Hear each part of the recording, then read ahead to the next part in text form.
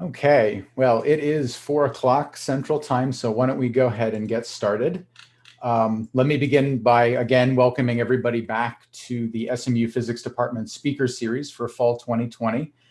Today's event is a seminar, which is a more in-depth presentation on a specific topic. And this seminar today will conclude the sort of thematic speaker series for September, which has been themed around the idea of computing the cosmos. In a moment, I'm going to introduce our speaker today, Dr. Rohin Narayan. But before we get started, I just wanted to share some reminders with our audience, especially on Zoom. So by default, everybody who isn't a host or a co-host is muted, and that's to avoid the hot mic problem that's fairly common to all Zoom meetings. So if you want to ask a question during or after the presentation, then all you need to do is type the word speak into the chat window to indicate you want to speak, and we'll interrupt the talk or get you in the question queue at the next opportunity. You're only going to be able to speak when called upon by a moderator and then unmuted. So if you start talking before you're unmuted, of course, we won't hear your question. And this event is, for the record, being recorded and simultaneously live streamed on YouTube. So hello to our concurrent viewers on the YouTube stream as well. Now, unfortunately, the host for today, Professor Alison Dayana, is actually giving her own seminar, interestingly, at UT Austin, which you'll see the connection in a moment. So she wasn't able to introduce Rohin today, but it's my pleasure to step in her place at her request and make those introductions. So our speaker today is Dr. Rohin Narayan from SMU. And after receiving his master's degree from the University of Mysore in India, Rohin went to the University of Heidelberg in Germany as a guest scientist to perform a feasibility study of a muon decay experiment, and that's now known as the mu3e collaboration. He then enrolled in the Heidelberg PhD program and joined the ATLAS experiment at the CERN laboratory in Geneva, Switzerland. And his PhD thesis was on beauty-anti-beauty pair production in association with a Z electro-weak boson. And you'll see kind of a theme here emerging out of the interests of our speaker. Now, in 2015, he joined the University of Texas at Austin, that's the Austin connection for today, as a postdoctoral fellow, and worked on the measurement of top quark, anti-top quark pair production in association with the Higgs boson. And in 2019, we were very fortunate that he joined us at SMU as a postdoctoral fellow, working most closely with Dr. Alison Dayana. And he's been working ever since, primarily on measurements involving top quarks, the Higgs boson, and electro-weak gauge bosons. So with that, I'm going to turn things over to Rohin to go ahead and get us started. Thanks for the kind introduction, Steve. Can you please confirm you can see my slide? Yes, okay. I can see your slides and I can hear you fine. Okay, great. Okay, so let's get started. So for today, I hope I can share some of the excitement related to the top quark production in association with some of the fundamental particles like the Higgs boson and gauge bosons like W with you. So let me start. Oops. Okay, so that works. So let me start by taking a step back and putting everything in a grand scheme of things. So what we do in science, or in particular physics, is to break down large objects to small constituents, to isolate each of them and pick them out and study more carefully. So, so here, this is us. We are in the length scale of a meter.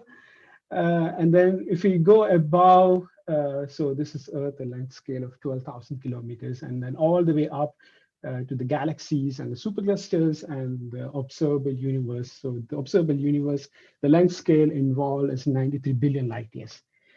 Now we can also go down. So we can go down all the way down to atoms, which is an angstrom, then to 10 to the minus 15th of a meter, which is the nuclei. And then we can go further down to the scale of quarks, which we don't know what exactly the size of these quarks, but we have a limit. For example, we know that the dimensions of the quarks are less than 0.1 atometers.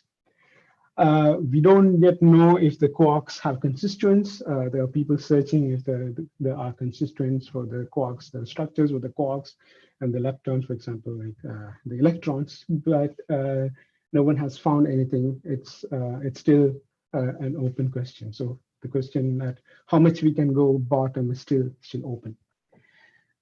So this scale involved, the length scale involved here is a staggering 45 orders of magnitude. So this needs some kind of organization to understand this staggering length scale, which is not directly within the reach of a direct experiences.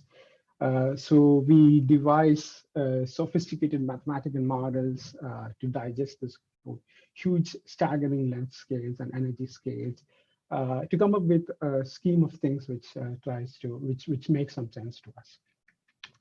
So I'll be focusing today. I'll be focusing mostly on things at the bottom, so down to the scale of quarks and leptons and stuff. So I hope we had a speaker last week, which I was unfortunately able to attend the talk, who covered the other aspect, the small aspects of the same thing. Okay, so yeah, so it seems that this whole world in microscopic or even lower than that can be described with a periodic table-like structure of 6 quarks and 6 leptons and certain gauge bosons, which are essentially the carriers, which are essentially the force carriers. So this sort of a picture unfortunately exclude gravity. So there's no graviton, the field particle of the gravitational force in this game. This is still a tough problem and people are trying to solve this. Going to next slide. So now we have a table of particles. So we try to put them in some kind of order, and the dynamics of these particles, they are described by something called a Lagrangian. So a Lagrangian is a nice way to write down the dynamics of the system in terms of the kinetic and the potential energy differences. So in this Lagrangian, the first term, it's now finally condensed into a CERN outreach coffee mug. So here you see the first term here, this actually describes the interaction of the force particles, the interaction of photons, interaction of the gluons, which are the carrier of the strong force and stuff. Now, the second term actually describes which is this term I psi bar d cross psi. This actually describes the matter particle motions and interaction with the force. Here, the psi and psi bar essentially the field description of the quarks and leptons.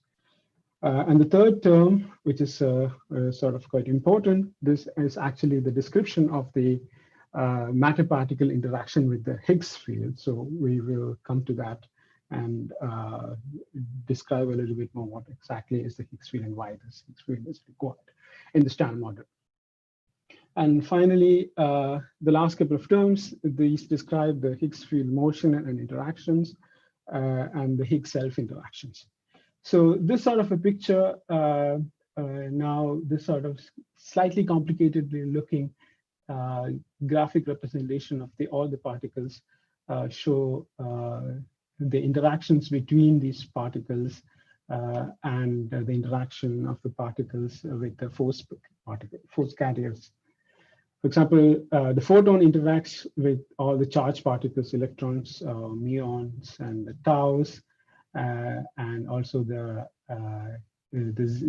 W particle and the quarks, and the gluons, which are the force carriers of the strong force. This also interacts with itself and also with the quarks, and unlike photon, it also has a self-interaction. And the Higgs boson, of course, this is a central theme to the Standard Model. It interacts with all the particles which have mass, and that's the interaction with the Higgs field. Interaction of these particles with the Higgs field is what is responsible for giving mass to those fundamental particles. It's interesting enough, it also has this self-interaction. So this is what Professor Diana is concentrating on. Actually, she's giving a talk on this in UT Austin today. Going to slide number 6.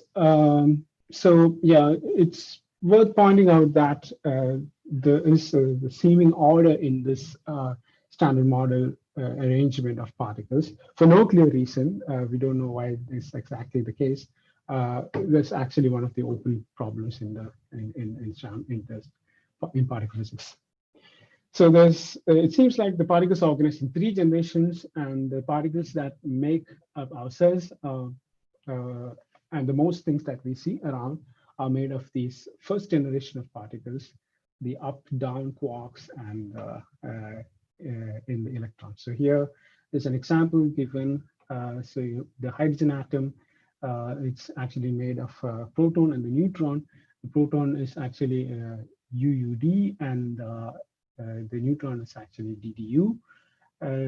Composite structure of these constituent quarks, and then you have this electrons. So everything that we know around the first is actually made of this or a combination of these kind of quarks and electrons of this kind. Going to slide number 7. So not just that, there are certain other exotic particles. So you have a combination of the quarks of the second generation with the first generation. So here you have an example of several exotic particles which are bound state of 3 charm quarks or 2 charm quarks, or the combination of charm quark and a first generation quark up or down. So there's a zoo of exotic unstable particles, which in our experiments, we see that these would decay into the first generation particles, the more stable particles, via strong or weak interactions. So now let's talk a little bit about the third generation particles. So in the third generation, you have the B quarks, the tau neutrinos, and also the tau lepton. So tau lepton is actually a much heavier cousin of the electron. It can actually decay. It's also an unstable particle. It decays into lower energy particles, so electrons. It can also decay into hadronically decay into particles like pions, for example. And the B quarks, these B quarks also forms bound states with other particles of the first and second generations. And these are also unstable particles. In fact, we see a lot of them in our detector. And this actually, some specific properties of the bound state of B quarks actually help us to identify final states which involves B quarks in our experiment. Now, the top quark, this is of course special. The top quark is one of the heaviest standard model particle. It's approximately 190 times the proton mass. And we haven't seen any top quark bound state. So the top doesn't form any bound state with other quarks. It immediately decays into, for example, lower mass quarks, B quarks, and W bosons. So then we have in the standard model this gauge bosons. These are the force carrier of the interactions, which are described in the standard model. The photons, these are the mediators of electromagnetic interactions. A lot of sensory experience that we have in the world that we look and see and sense around, this is actually possible via the electromagnetic interactions. So it's kind of important. And the gluons are the force carriers of the strong force, which actually holds the quarks inside the nuclei. So one peculiarity of the strong force is that it kind of so this feature for the strong force is called asymptotic freedom, which means particles, when they're separated from each other, they experience more force. So it's so the gluon is kind of like a glue. When it's closer, the interaction is not strong, but when you try to separate, you experience that strong interaction of the strong force. Then you have W and Z bosons, which are the mediators of the weak interactions. Actually, the W comes in 2 kinds, W plus and W minus, which is charged, and Z is a neutral mediator of the weak interaction. So weak interactions are responsible for radioactivity, transforming heavier fundamental particles to lighter particles. The sun fuses about 4 hydrogen nuclei and forms a helium nuclei. And in that process, it emits neutrinos. Approximately It's estimated that 100 billion neutrinos from sun pass through us every second, not even during daytime, even during nighttime when the sun is on the other side of the Earth. It actually passes through the Earth, so yeah, it punches through the Earth without interacting a lot. So it's extremely weak interacting particle. Then one of the central highlights of Standard Model of particle physics is the Higgs boson. The Higgs boson, or the Higgs mechanism, which is responsible for giving mass for the fundamental particles. This was proposed in the 1960s, and people have been searching for the Higgs boson for quite some time. And it had to, the LHC, so LHC had to be built, and finally the experiments in the LHC had to discover these gauge particles of the Higgs field. So this was discovered in 2012, and in 2018, the proposer of this Higgs field were given a Nobel Prize. So the Higgs boson, this has a mass of about 125 times the proton mass. The reason that the Higgs boson is important is that the field of the Higgs is thought to give mass to the fundamental particles. So we'll explain why and how this happens. So this happens via a process called spontaneous symmetry breaking. So we know that even right from the days of J.J. Thomson, it was clear that fundamental particles like electrons have mass. And however, this was a bit difficult to accommodate in the theory, the Standard Model. So adding a mass term in the Lagrangian, which I explained earlier, was breaking certain symmetries in that Lagrangian. So this was problematic. So the problem was solved by introducing a field which has a potential of the form this two constant terms mu and lambda, and this quartic term and quadratic term in phi. The phi is the Higgs field, and this field is hypothesized to orbit all space and time, and it is kind of on by default. So generally, when we think of fields, for example, magnetic field of a bar magnet, so you need to have a bar magnet in place to actually turn on the field. But in this case, for the Higgs field, it's proposed that you don't need anything to actually turn on the field. The field is turned on by default. The field is described by complex functions where you have real and imaginary parts here. So it's a doublet, so there are actually 4 components. In this picture, you see that for the Higgs field of 0, you have a vacuum expectation value, which is non-zero. So this is a salient feature of quantum mechanics. So you have non-zero energy states, even if you're in the ground state. Now, however, it turns out that this is not a minimum energy configuration. So you have this sort of Mexican hat potential. So this is a kind of unstable equilibrium. So with slight perturbation from this position, this can slide down this potential and actually go and sit in a lower energy configuration. So this is what it actually happens. And in this process, the W and the Z bosons, they get mass from the 3 degrees of freedom of the Higgs field, and the other degree of freedom of the Higgs field that actually gives mass to the field quanta of the Higgs field, which is the Higgs boson. And also in this process, the fermions get mass through something called a Yukawa interaction. So here you have the Yukawa interaction term, and then the vacuum expectation value of the Higgs field, and the perturbation about that configuration. So this actually gives the mass term to the fermions. So this solves a lot of problems. It actually solved a lot of problems in the Standard Model, especially regarding the question of how fundamental particles get mass. However, it was thought to be as a mathematical solution for a long time, and there was no real hope of finding the Higgs. But in the end, in 2012, we found the Higgs boson. Now, we can ask this question, is the standard model complete now? In some sense, it is complete in the sense that all predicted particles in the standard model has been observed. So in that sense, it's complete.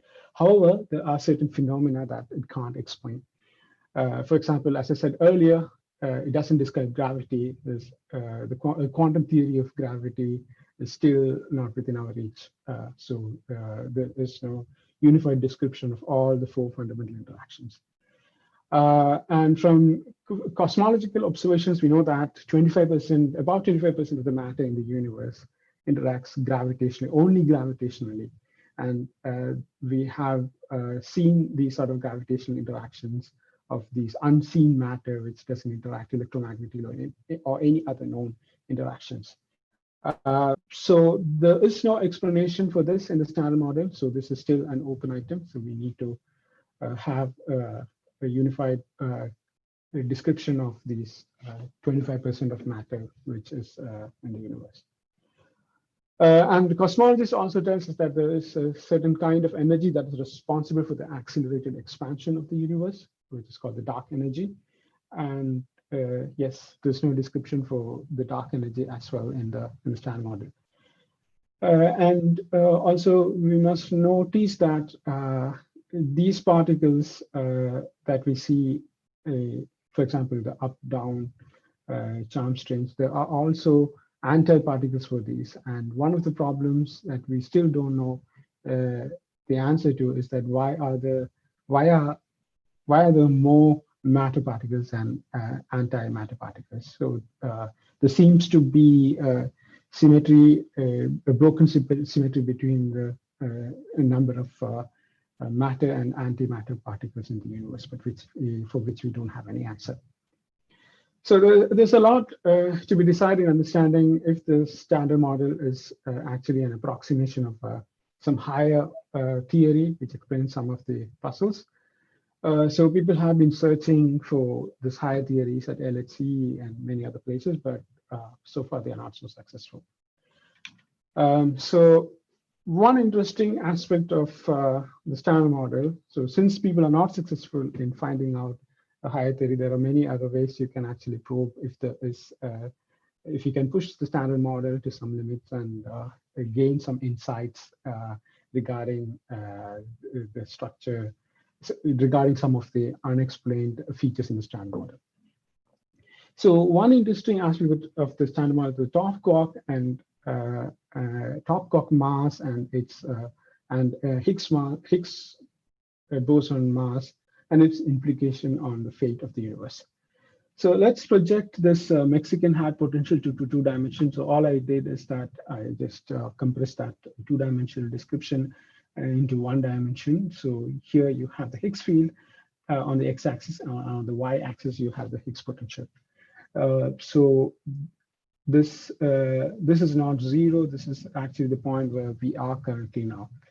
So this is our vacuum. And now if you progress along the x-axis, what is the nature of this curve? Is it monotonously increasing, or is there a second minimum? So this is a question that we can ask.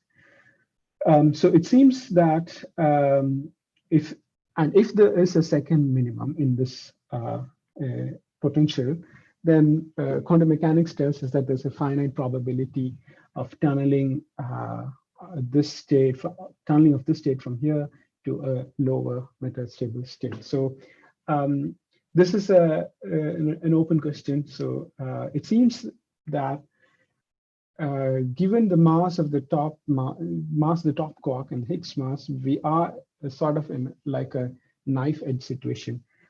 So we are here in this metastable regime. So it's not quite clear. We have to improve the precision of our measurements of both the top quark mass and the Higgs mass to actually solve this problem. So here, this is a zoomed version of this particular region. So here you see 1, 2, and 3 sigma confidence intervals. And it seems we have to actually resolve this question whether we are in a metastable region or stable region. Now, this assumes all these plots are made by assuming that the standard model is the true theory and there's no physics beyond the standard model. So if we have a theory beyond the standard model, you'll see some anomalies in these kind of plots, and then that would give us more insights on where to look for theories beyond the standard model. So on slide 14, so here is another plot which shows how sensitive a measurement of the interaction of the top quark with the Higgs field is actually regarding the fate of the universe. For example, see these the top Yukawa coupling, which is actually a measure of the mass of the top quark. The third or fourth terms, fourth decimal places in this this value is actually a change in the fourth or fifth decimal place is actually sensitive to the fate of what the universe will end up. So, so a precise determination of the top Yukawa coupling is actually important in resolving this problem. Okay, so that's a bit of a review of and a motivation for the experimental aspect of the talk. Now let's go to the experiment. So,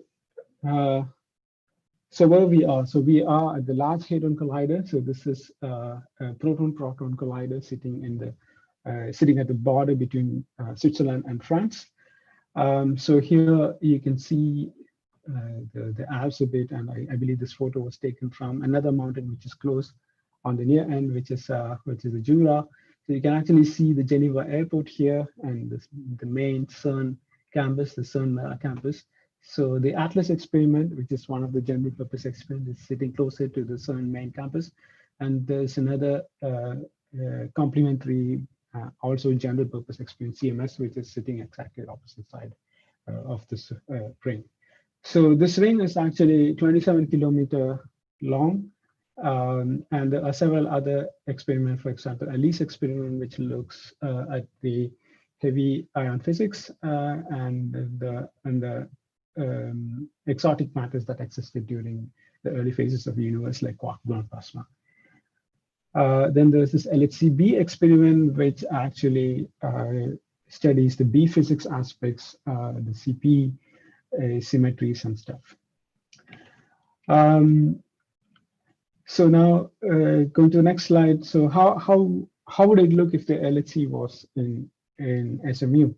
So this is you can actually generate these kind of comparisons from this website. How large is the LHC.com? So yeah, go there, have fun with it. So if the LHC were here at SMU, this would really extend from the shores of White Rock Lake to the Dallas North Tollway. So it engulfs the whole of the SMU campus and regions around SMU. Now, what is actually the LHC doing? The LHC is colliding protons. So the protons are circulated as bunches in the LHC. So there are two proton currents running counterclockwise, and then these proton bunches are brought together at the interaction points and along the circuit. So here is a cartoon on how this acceleration is done. So the proton bunches are fed into this so-called radio frequency cavity. So the voltage in these cavities can oscillate at 400 megahertz, quite fast. And it's done in such a fashion that the protons actually always experience a forward push. So this is how this acceleration is done. And whenever you need to bend these protons, because you're sending it around a circle, you use dipole magnets to actually very strong dipole magnets, 7 Tesla magnets, to actually bend these proton beams. And then when you have, so these are the two counter circulating beams, beam 1 and beam 2. And when you want to bring them to collisions, you actually squeeze them just like you would do using, just like how you actually concentrate light rays using a lens, you would squeeze these beams at the interaction points, for example, at the heart of Atlas using the help of quadrupole magnets. And then you increase the probability of collisions. And if some collision happens, then you would actually see it in your detector. Now, a little bit more detail about colliding protons. So this is a cartoon of proton 1 and proton 2. So these are the counter protons from the counter beams. So one must remember that the constituents of protons, 2 up quarks and 1 down quark, it only accounts for about 2% of the mass of protons. So there is a lot of other things in the proton which is actually giving the mass. The protons, in the protons, the quarks are being held by the gluons, so there's a binding energy in them. So that's actually responsible for most of the mass of the proton. So when you accelerate the protons to high energies, these gluons can split into other quark anti-quark pairs, and a whole cascade of things can happen inside the protons. So this is so when we say a proton is colliding with another proton, what we really mean is that the proton collisions are effectively collisions of these constituent particles, so-called partons. So here is a plot which shows the distribution of these partons, actually taken from our own Dr. Pavel Nadolsky's work.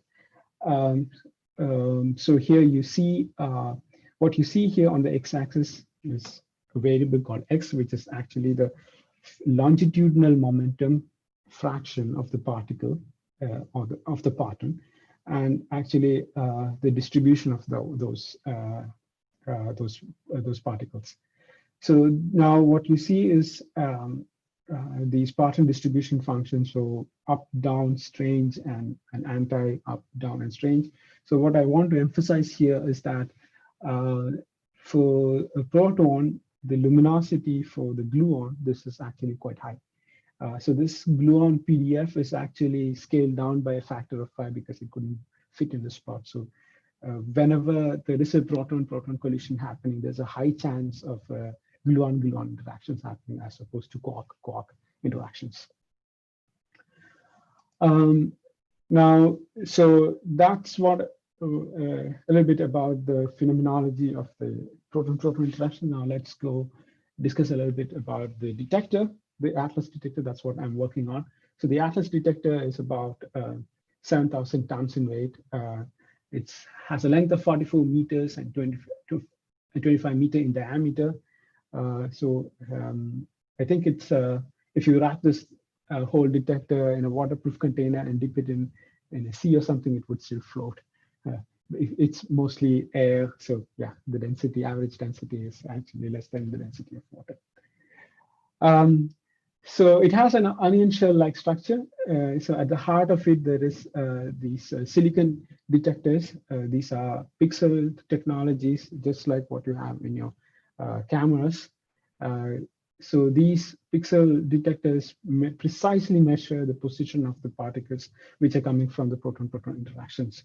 And this is done in a sort of non-destructive way. So only minimum perturbation is given to the particles which are propagating to them. So there are minimal energy losses.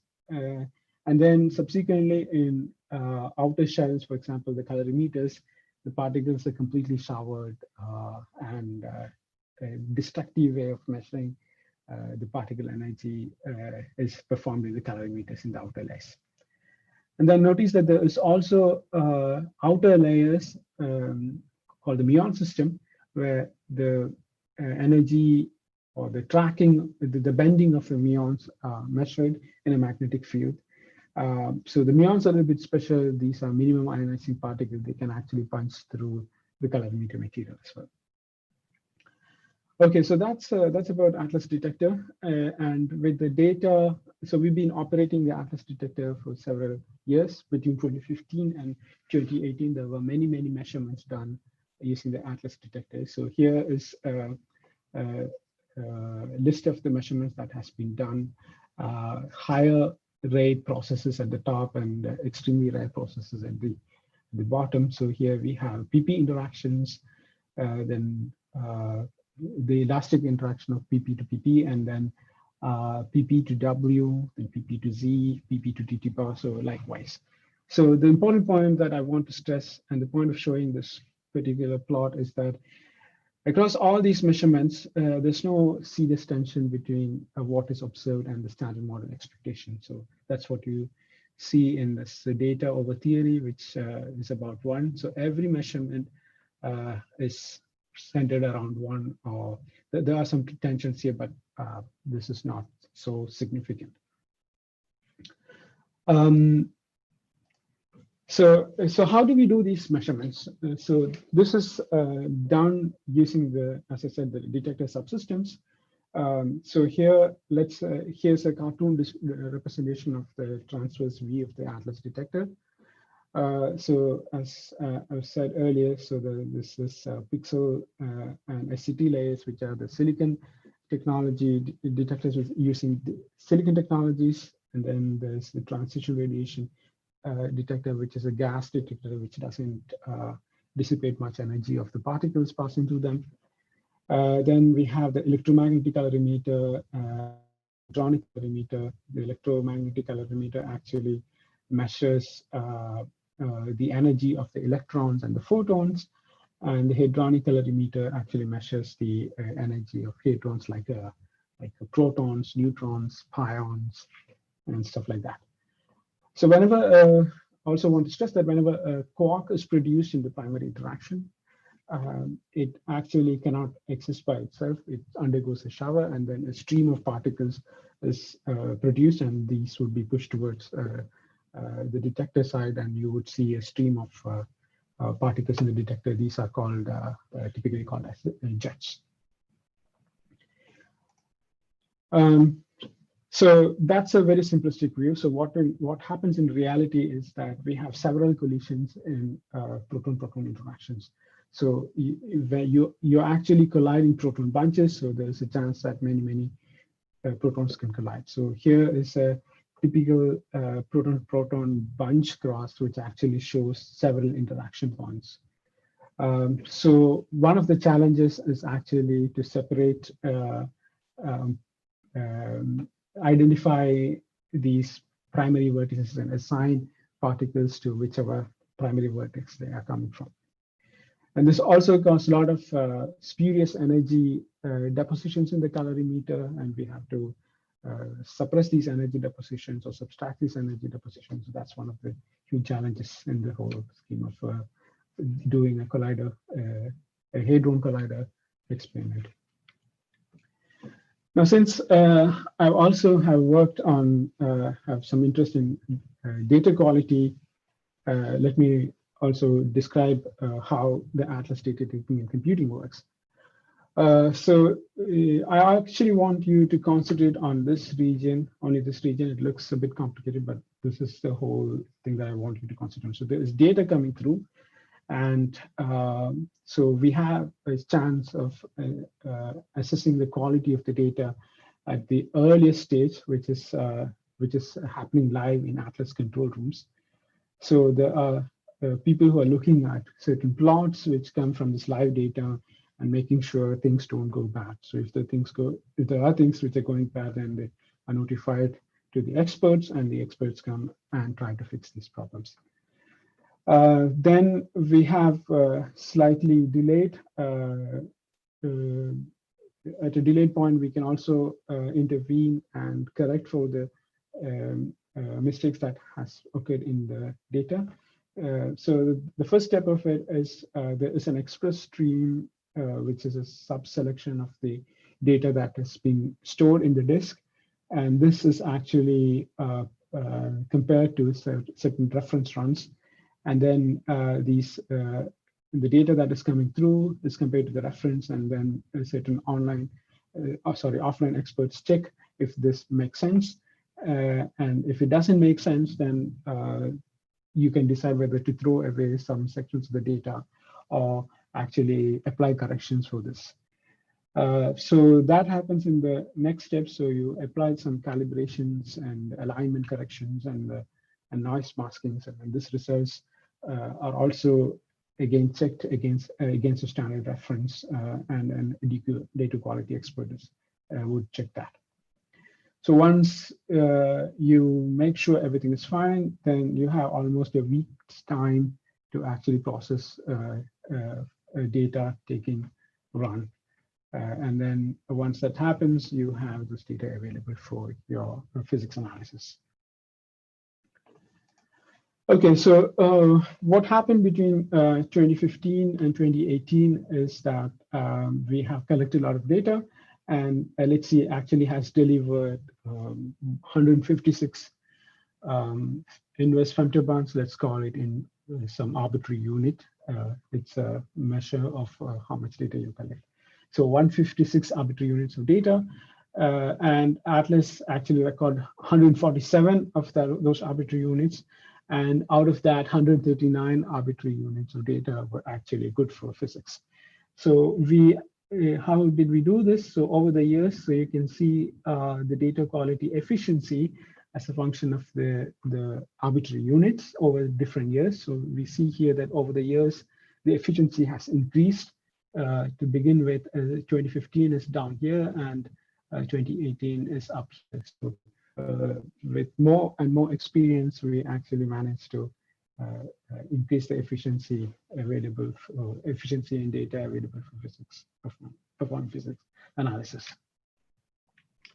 Okay, so one other aspect is regarding computing. So here is a plot of the number of slots running CPU cores actually used for running Atlas physics analysis.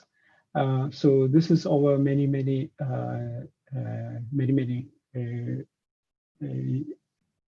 yeah, so this is over 2016. Yeah, this data was taken in 2016. And so what I want to highlight here is that the LHC experiment actually produced 30 picobytes of data every year, but this is actually quite manageable. So this you actually see here in the blue. So this is not a big problem. So what really matters is performing Monte Carlo simulations. So the data that you collect, you have to describe this data in terms of known physics. So in order to do that, we have to do a full simulation of the events, and this is actually the most time consuming and resource intensive. So it's probably time to think of how to optimize this using, I don't know, advanced computing techniques or even quantum computing approaches. So yeah, so since we are now going to describe more and more in detail about the measurement of the TTH process, I want to bring this discussion about the general principle of analysis. So what we do here is, out of all the data collected, so what we do is we select a sub-sample of events of interest and compare the selected events with the simulated theory model. So here in this plot, the points is actually data, which actually is a selection of data which passes some quality cuts and some selection criteria. And then overlaid is the several different processes which can contribute to this sort of phenomena. And here we see this is Z to EE is the highest contribution here. So this now this plot shows that the ratio of the data to the prediction is actually quite in good agreement. So this is what we would ideally want to have. So we want to have a very good description of the data that is collected. Now, in some situations, there are cases where the rate of production has to be measured, and we fit the simulated theory to the observed data. So the fit parameters can be simple normalization factors, or we can also have shape. We can have shape information which goes into the fit, which can be parameterized in terms of certain parameters, and this can be extracted after performing a fit of the simulation to the data.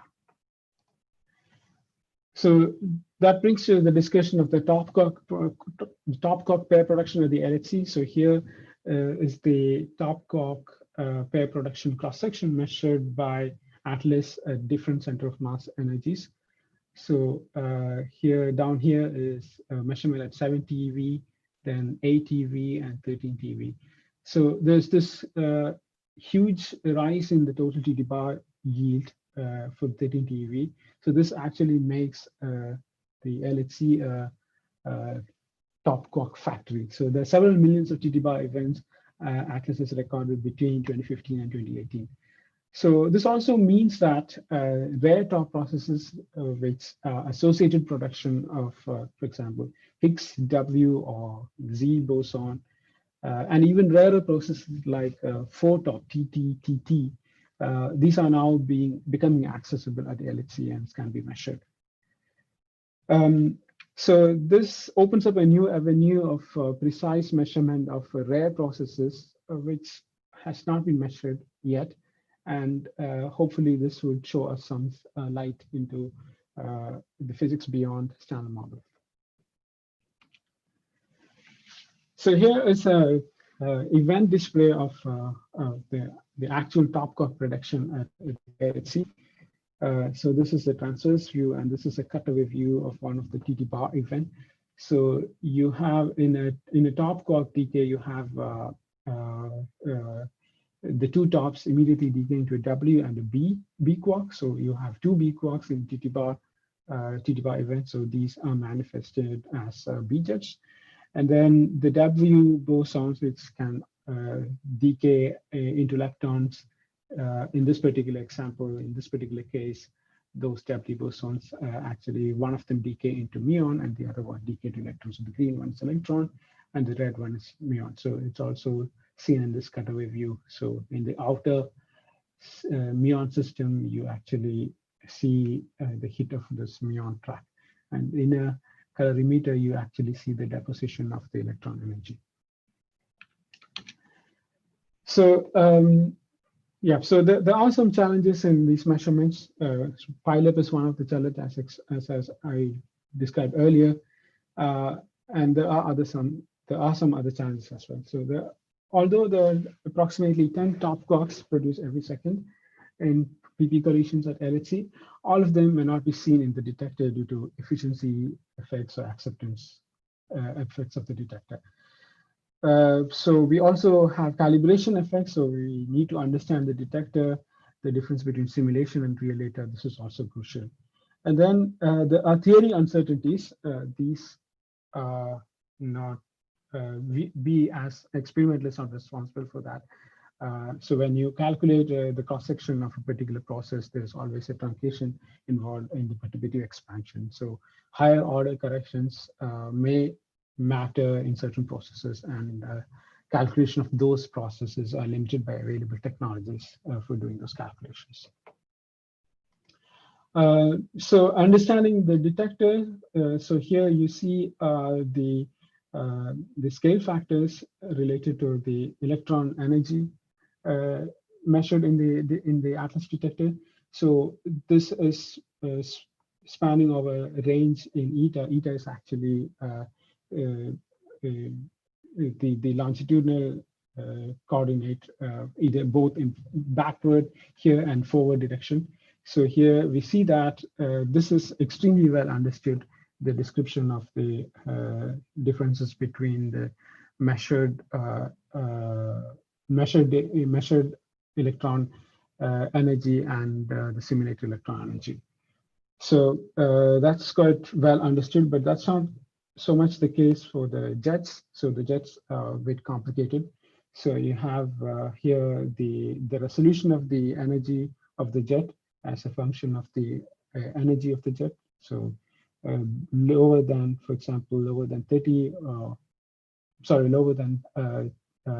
GeV or 100 GeV, you have a poor resolution. But beyond that, you have actually a good resolution. So this is actually not so bad. So you have at 50 GeV, you have actually 2% resolution. Now let's go to the discussion of accessing the Higgs top interaction. So this is how we started this whole thing. So how can we access the Higgs top interactions at the LHC? So this can be done in a couple of ways. So there is an indirect way to do that. So this is via the production of the Higgs boson at the LHC. So the Higgs boson can be produced at the LHC using this process called gluon-gluon fusion. Since the gluons do not have mass, they don't directly couple with the Higgs. So they have to do this sort of a loop diagram where some other particle can be involved in this loop before producing the Higgs boson. So in this glue-glue fusion diagram, so you can have top, bottom, or charm involved in this loop producing Higgs. So that way we can actually access the Higgs top interaction.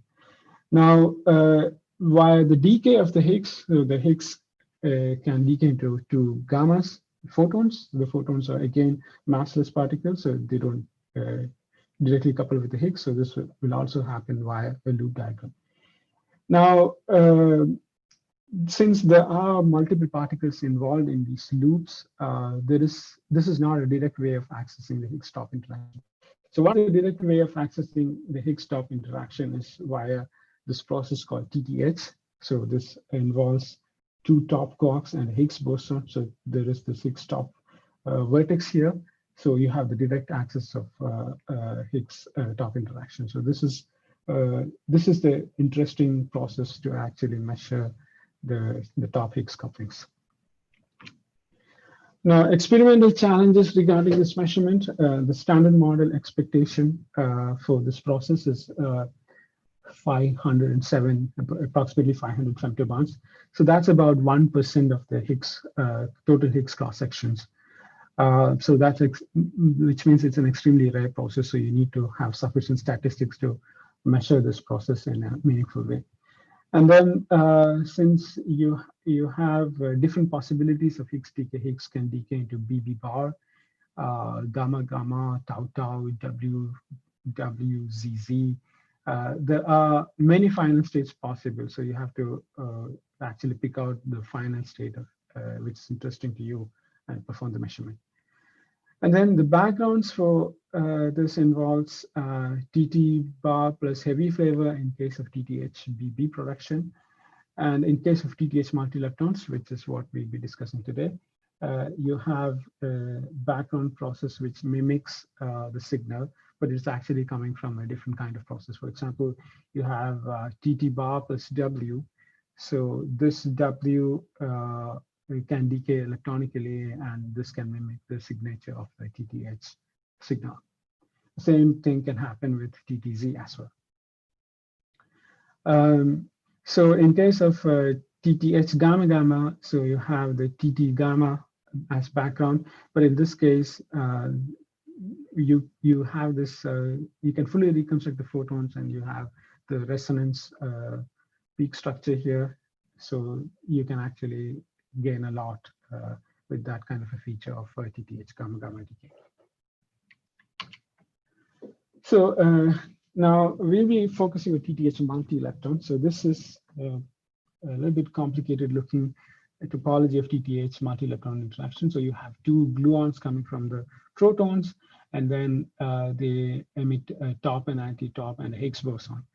The top quark almost often decays into a W and a B quark, or a W and an anti-B, or W and a B quark. So this B quarks, they cannot really be free, so they manifest as jets. That's what you see here. These jets would be visible in the detector. And then the Higgs can decay into W, Z, or tau. So the taus can also decay into electrons and muons. The Z would also decay into electrons or muons. The W can also decay into electrons and muons. So you have a lot of multi-leptonic final state. In this, so with this sort of multi-lepton signatures, you can construct a sort of conceptual phase space where you have a number of light leptons and the number of hadronic taus. So if you have categories of events which are split across this phase space, for example, one light lepton could be an electron or muon, and 2 hadronic taus, or 2 light leptons, which has the same sign, either plus plus or minus minus, and no hadronic tau, or 3 light leptons and no hadronic tau likewise. So these two are the 2 lepton same sign plus 0 tau and 3 lepton 0 tau channels are the highest sensitivity channels in this measurement. So here there is a signal fraction split across these different event categories. So you see here for the 2 lepton same sign category, you have a significant fraction of your events coming from Higgs to WW decays. The same is the case for all the non-tau channels, which is this. And for the tau channels, it of course has tau decay dominance. So now that we have the events categorized into several regions, we need to understand the modeling, which is the agreement of the data with respect to the backgrounds. So we construct regions, which are called control regions, where we try to isolate process pure regions so that we have a good understanding of how each process is modeled. So here in this plot, it's a bit dense. There are several regions condensed in this plot, 17 control regions in this plot. So what I want to emphasize is that we have regions where we actually check the modeling of the photon conversions, which is photon decaying to leptons and faking a lepton. So we have regions for that. We have regions which are dominant in TTW backgrounds. We have regions which are dominant in TT bar background. We have regions which are dominant in dibosons and TTC. So what's worth noting here is that this dash curve that you see here, this is the curve which is a pre-fit curve, which means this is out of the box. We don't fit the Monte Carlo to the data to extract the TTH signal strength. This actually shows a huge mismodeling in regions which are dominated in TTW, which is yellow here. So that's one problem.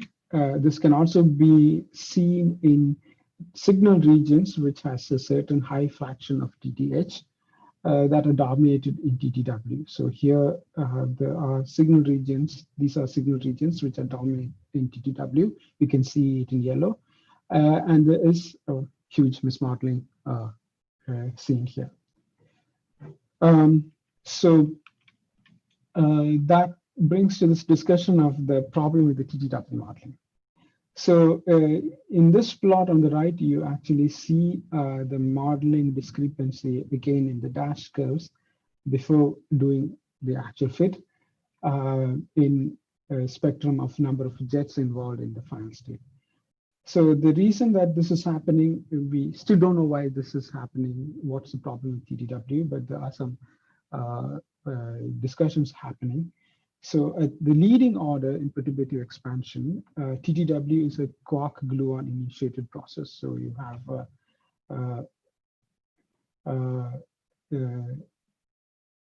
sorry, I think I mistyped here. So this is a QQ bar initiated process at leading order. So you have up quark D bar here in this initial state giving a TTW. And at NLO, the next to leading order, quark gluon initiated loops diagrams like the one which we have here, this becomes important. So there is a non-negligible contribution that comes from these kind of diagrams, which was not used in this kind of studies. And there are other discussions happening around this process and the accuracy of this process at next to leading order, but there's no calculation currently available. People are discussing about that, but this might take some time. So with that caveat, so we measured the signal strength mu, which is the cross-section of the TTH measured to the cross-section of TTH predicted by the standard model across different channels, which we discussed. And we see that there's some uncertainties, but all the measurements are consistent with the standard model expectation. So we see a mu of 0.58 and an uncertainty of 0.36 plus 0.33, which is still consistent with one. There's no statistical excesses here. So while we did that, we had observed that we had to scale the contribution of TTW between 1.2 and 1.7 than the standard model expectation in several regions. So yeah, so we actually need input from theory community to have a better description of the TTW process. So at this point, I think discussion about the measurement uncertainty is important. So here, there are different sources of uncertainty, experimental uncertainties, for example, the jet energy scale and resolution uncertainty, the fake estimation uncertainty, and other, for example, the luminosity measurement uncertainty. These are all experimental uncertainties, which are something that we as experimentalists has to control. And then there are uncertainties which are related to theory. For example, the TTZ modeling, TTW modeling, TTH modeling uncertainties, these are becoming dominant. So we actually need the theorist to give us a slightly precise description of these models that actually have a huge impact on increasing the precision of the TTH measurement. So the total systematic uncertainty is for this measurement was plus 0.25 and minus 0.22. The total statistical uncertainty is plus 0.26 and minus 0.25. So we are actually entering a domain where the statistical uncertainty is much lesser or is comparable to the systematic uncertainty. So we have to start thinking about how to control the systematic uncertainty to improve the precision of the measurement. Now, since this result was published, this actually stimulated a lot of discussions among the theory community, because TTW anomaly of something like a smoking gun. So there are a lot of interesting ideas coming from theory community. So some of these proposals are to even calculate the TTW process at next to leading order. But there are no technologies currently available, so this will have to wait for some time. So meanwhile, what we as experimentalists can do is probably go measure the TTW process and use that TTW cross sections measured in measurements of TTH processes. So the future of TTH, so LHC is going to be one unique place we can measure the TTH process for quite some time. There are no huge colliders apart from LHC currently.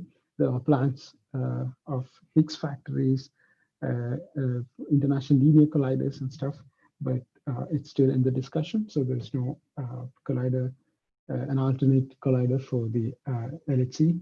So we'll have to live with LHC for quite some time. So this is the LHC schedule. So we are currently in 2020. This is a long shutdown phase where the LHC is going to get upgraded. And then before the LHC starts producing physics runs, there is going to be a long gap where the machine has to be commissioned and the magnets have to be retrained.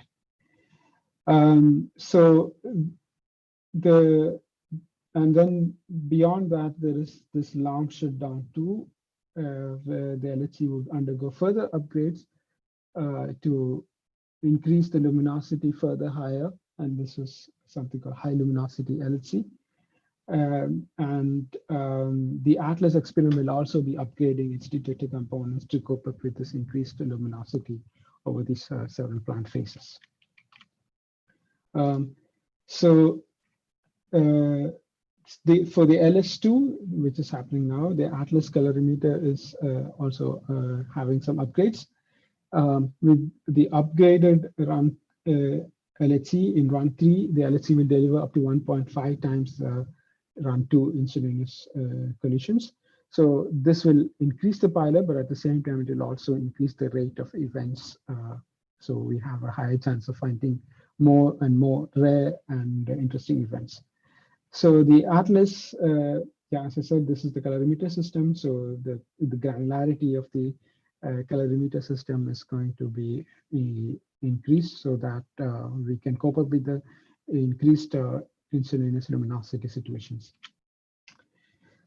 So what is really being done is that, so we have a trigger system. A trigger system is something we use to actually record only events that are interesting to us.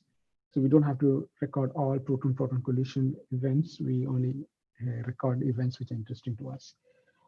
So this decision to store which event has to be stored in the disk is done using fast electronic systems. And currently, the fast electronic system uses a very low granular information of the Atlas colorimeter. So the proposal is to actually increase the granularity both in the longitudinal direction as well as lateral directions. And this granularity increase will enable lower thresholds for the triggers. So this would mean we can go lower in electron energy measurements.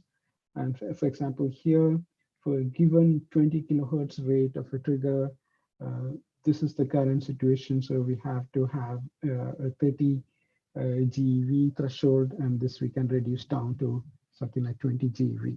So we gain a lot by this sort of increased granularity, and this will in turn help measurements like the multilepton measurements.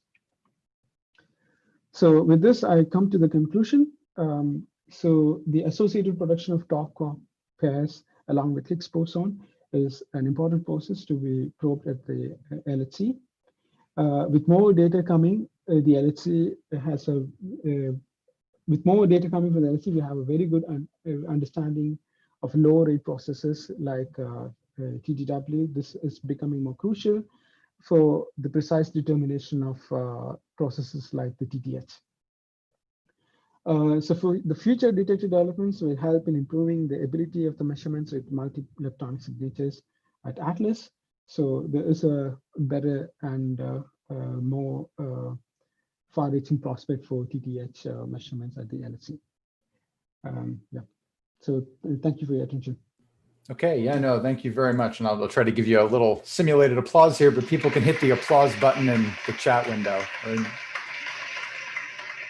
Thank you. It's a Monte Carlo of normalcy. So, all right. So just as a reminder for anybody who would like to ask a question, please go ahead and type the word "speak" in the chat window. We'll give you a moment to do that. We've run a little bit over today, but we could take 1 or 2 questions, I think, here, depending on the length of the question and the answers. So while we're waiting for questions to come in, I'm going to do chair's prerogative, Rohin, and I'm going to ask you one. Okay. And I want to go back to this TT bar W is clearly a critical thing. It could be that you are sitting on a discovery, or it could be that you're sitting on a modeling problem, or it could be both. Yeah. When you say that the current fit prefers a value that's what, 20, 30, 40, 50% higher than the standard model, is that what you said? Yeah. Yeah, between 1.2 and 1.7 times the standard model.